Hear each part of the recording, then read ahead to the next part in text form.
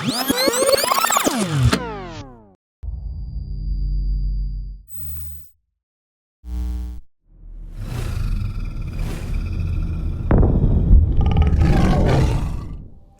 you've been in the hi-fi hobby for a long time, in fact, well over 20 years, it's not often you come across a new avenue that you've not explored previously. Usually, these are offshoot branches of the same topology that gives a tiny variation to what you're used to. But there are those rare occasions when the hobby seems to be turned on its head and gives you a whole new perspective.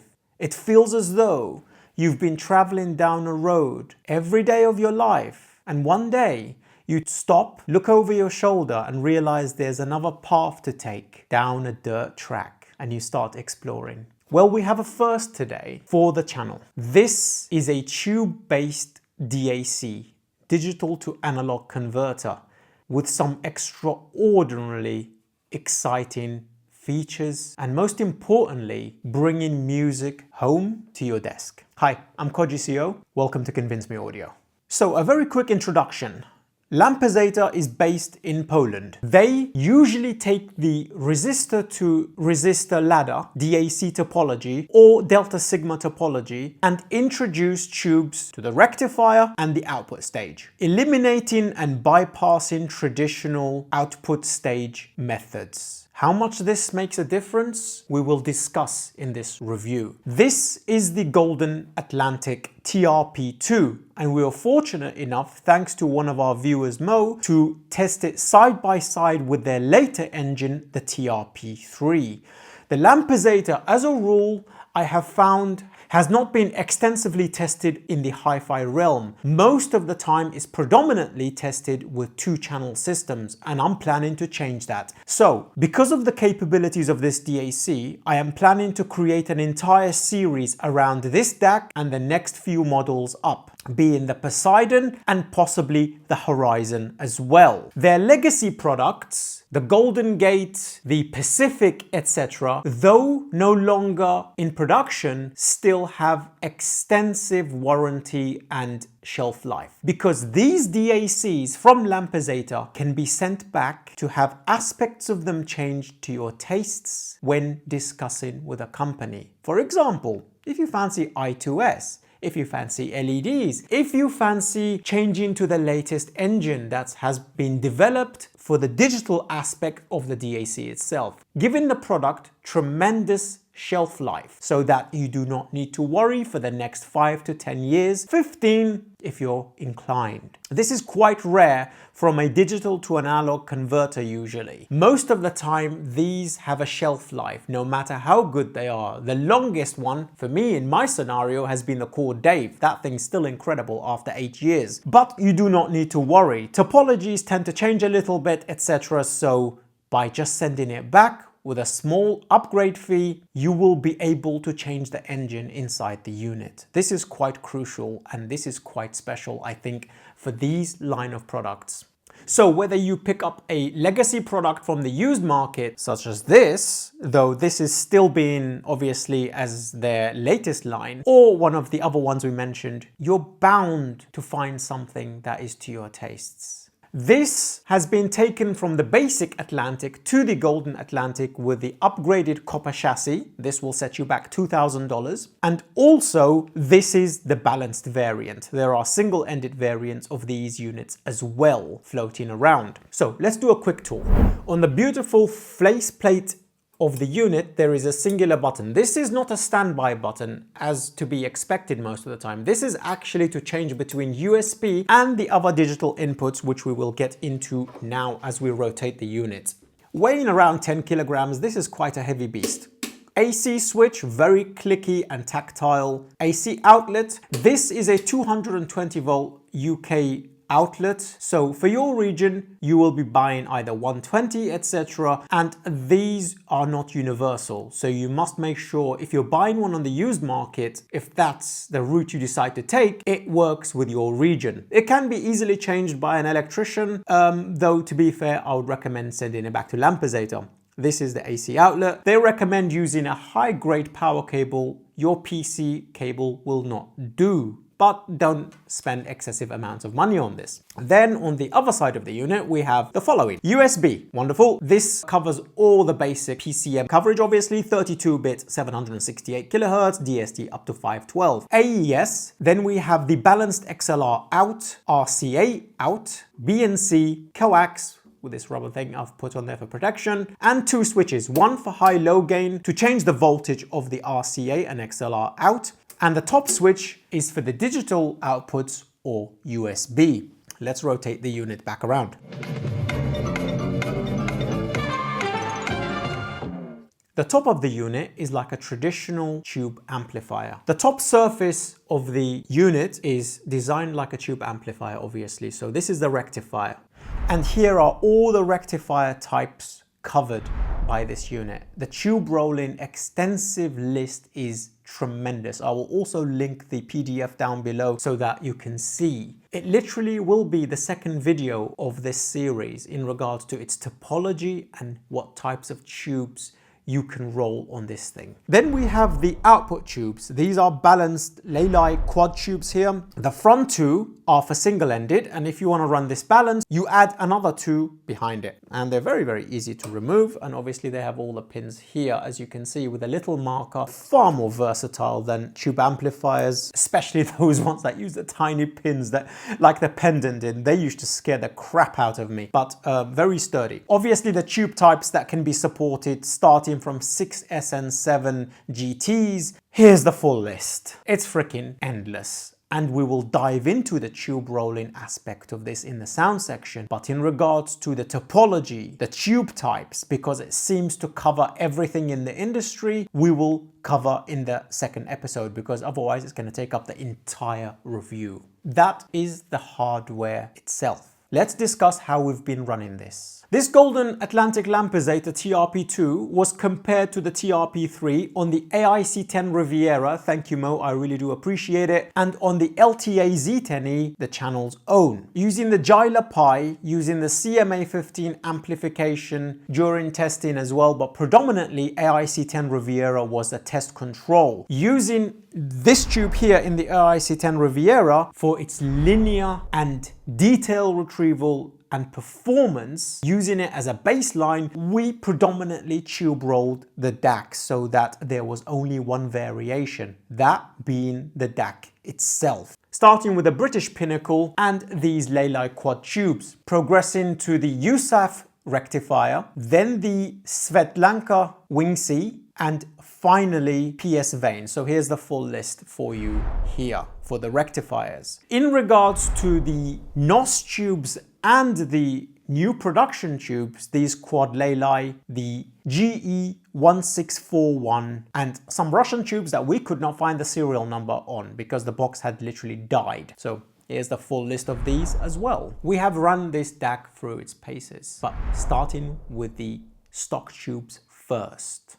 For power cables, we use the IFI Supernova cables and the power station. As for purifiers, obviously we use the Niagara 5000 and the IFI power station over there. Interconnects have been the Chaperon 3s from Double Helix. Everything top of the line. That's the unit. Beautiful, wonderful. Let's get it out of the way and talk about sound quality. Before we predominantly move on to the sound section, let's discuss a little disclaimer. For this specific review, I want you to consider this more of a documentary and testing of a first product in its category, rather than an in-depth analysis like we normally do. Because only having one unit, though we did have 2 of the same variants with with slightly better digital topology, predominantly were 1% different and were identical. We have not done 20 tube DAC reviews, like the very first pendant review, which allowed us to discover tube amplifiers on this channel after 20 years in the hobby. I want you to consider this review as an experience, as a first-time investigator of tube DACs. This is predominantly what you will experience, with a little variation here and there, when you buy a tube-based DAC. As you can see on the table, Stealths, VO, LCD5 and Sesvaras, not to mention 1266 and all the other headphones we've had here. I have chosen all of these for specific purposes due to the tube rolling we did with this tube-based DAC. Let's move on. We have reviewed predominantly a large amount of R2R resistor ladder DACs, Delta Sigma DACs especially. In my heart of heart, I honestly believe now that tube-based DACs is the saving grace of Delta Sigma. From the Rossini Apex down, Rockner Wave Dream, Dave, May, and all the rest in between, I have never ever come across a DAC that is so analog sounding like vinyl into an amplifier. This was a paradigm shift. This unit is 12,300 euros with all the upgrades. This is around 10,400 to 11,000 pounds where Dave sits, where Wave Dream sits. This is not a cheap DAC, but this is not a cheap sound. Incredible performance can be had at lower costs in R2R and Delta Sigma. But such a performance delivered by a Lampizator cannot be had with any other DAC up to a Rossini Apex. I've not experienced it. So shall we talk about finally how this sounds?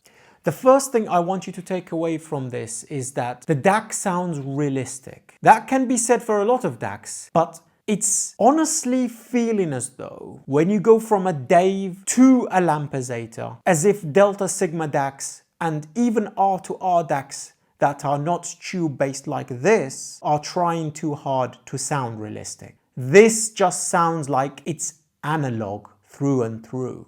Holographic, adjustable, tweakable. I'll give you an example. Choosing the HiFi Sesvaras here. By the way, the most comfortable headphones ever designed. Using the Quad Lely and the British Pinnacle DAC, it provides a reference, detailed, holographic, viscerally impactful characteristic that I prefer for Sesvaras. It shows all of the capabilities of the headphone. Most importantly, usually with tube amplifiers, you lose a touch of incisiveness sometimes, or you lose a touch of transience, or you lose a touch of something here or there for electronic music, and you end up hunting for tubes and trying to fine tune. Listening to the Golden Atlantic on the AIC10 Riviera and Sesvaras with these tubes, honestly, I think was 97% of the way to Warwick Acoustics Aperio, and that's an Electrostatics 33K system. But there's no point talking about the price, because when you put Sesvaras and AIC10 and Golden Atlantic together, it does actually rival the price point of an Aperio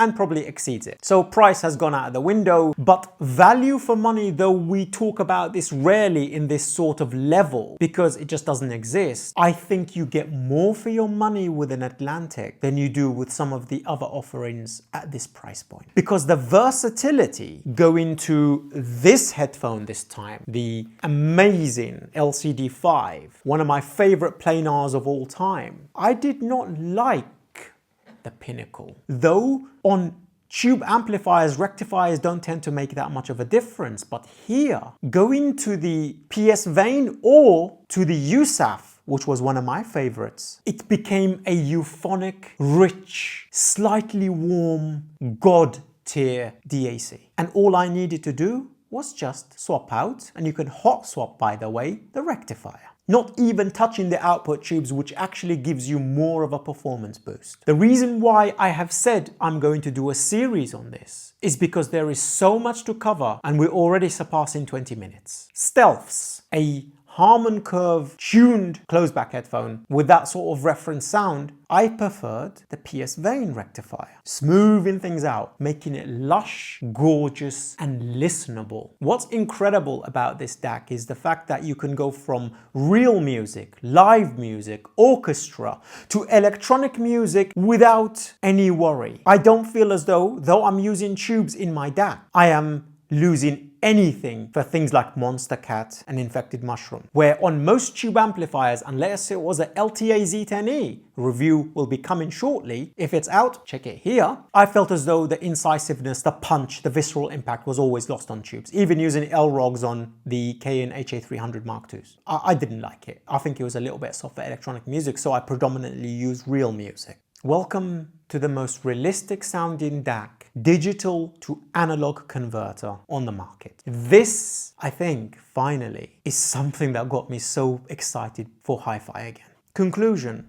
For this part 1, episode 1, what didn't I like about this DAC, seeing as it's been nothing but praise? It's a tube-based DAC, though Lampizator does state you can leave it on all the time. I think a rectifier aspect which runs at full heat, you can't grab it for more than 5 seconds basically, I would not like to have on while I'm sleeping. But the DAC sustains around 45 degrees C internally, so it's very cold as long as you don't put it on top of other units. The power tubes don't get too hot at all. You can grab them for like a minute and no issues there. The actual tubes run at 25% of the full power, so that their shelf life is between 10,000 to 30,000 hours. Absolutely nothing to worry about. But that's a concern of mine. Also, the rectifier can be hot swapped, which is interesting. I never did it myself. Until the second episode, where we break down every aspect of the DAC and tube rolling that we have not covered in this episode, put the questions down below that I will address in episode 2. There will be 6 episodes for this series. Until the next one,